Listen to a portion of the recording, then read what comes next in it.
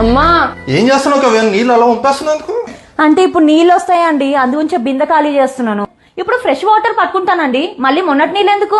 Fresh water పట్టుకోవాలి అనుకుంటే అవి తీసుకెళ్లి ఏ బకెట్లోనూ పోసుకోవాలి, కానీ అలా పంపేస్తారా? అమ్మకి అలా చెప్తే అర్థం కాదు డాడీ. అబ్బా తినేస్తారబ్బా నీళ్ళ గురించి కూడాను. సర్లేండి.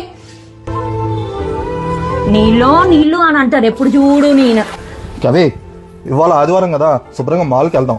అక్కడ ఏవో స్పెషల్ ఆఫర్లు ఉన్నాయంట కొత్తగా, అవి శుభ్రంగా ఈ బట్టలన్నీ తీసేసి కొత్తగా కొనుక్కుందాం. అలాగే ఫన్ జోన్ ఉంది కదా, పిల్లలు చక్కగా ఆడుకుంటారు. మనం కూడా బయట భోజనం చేసుకుని ఎప్పుడో రాత్రికి వద్దాం. ఏమంటావు? మీకు డబ్బులు ఎక్కువయ్యా ఏంటి? మళ్ళీ ఇప్పుడు జీతం పడుతుంది కదా 4 రోజుల్లో. 4 రోజుల్లో జీతం వస్తుందని ఉన్నాయని ఖర్చు పెట్టేస్తారా? రేపటికి దాపెట్టుకుందాము, ఫ్యూచర్ కి సేవింగ్స్ చేద్దాము అని ఏమొద్దు ఇంకా. ఓ డబ్బులు కదా దాచిపెట్టుకోవాలి, అవి నీళ్ళైతే పంపేసుకోవచ్చు. ఎందుకంటే ఫ్రీగా వస్తుంది కదా ప్రస్తుతానికి కదా. నీళ్లు దాచుకుందాము, అవసరానికి తగ్గట్టుగానే వాడుకుందాము, ఇదేమీ వద్దు. ఫ్యూచర్ గురించి ఆలోచన వద్దు. అసలు ఫ్యూచర్ ఏంటి? మన చిన్నప్పుడు బావి నుంచి డైరెక్ట్ గా నీళ్లు తోడుకునే వాళ్ళం. ఇప్పుడు బోరు 300 పోయింది, 500 పోయింది, 1500 పోయింది, 2000, 3000 అడుగులకి కిందికి పోయినాయి నీళ్లు. అయినా సరే మనకి లెక్కలేదు. నీళ్ళు వస్తున్నాయిగా పంపేయడమే. ఎక్కడన్నా శుభ్రం చేయాలంటే ఒడుతుడుతాడు బ్రష్ ఎట్టి అని చెప్పేసి శుభ్రంగా నీళ్లు పెట్టి కొడతా ఉంటారు, ట్యాప్లు పెట్టి. పోనీ నీళ్లు వేస్ట్ గా పోనీ, ఏం పర్లేదు, సేవ్ చేయాల్సిన అవసరమే లేదు కదా.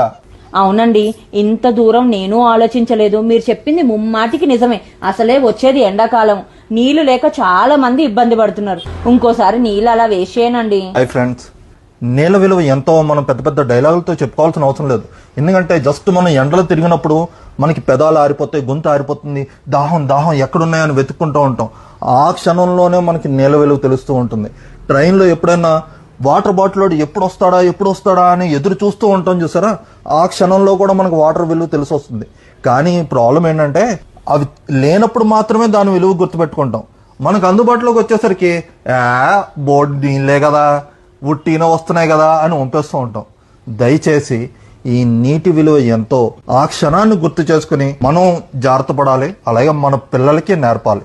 ఎందుకంటే మన ఫ్యూచర్ జనరేషన్ ఈ నీటి ఎద్దడికి ఎంతగా ఇబ్బంది పడిపోతున్నారో. ఇంకొకటి ఏంటంటే పెద్ద పెద్ద వాళ్ళు చెప్పేదంతా రాబోయే ప్రపంచ యుద్ధాలన్నీ ఈ నీటి కోసమే జరగబోతున్నాయని మరీ చెప్తున్నారు. మరి మనం ఎంత జాగ్రత్త పడాలండి?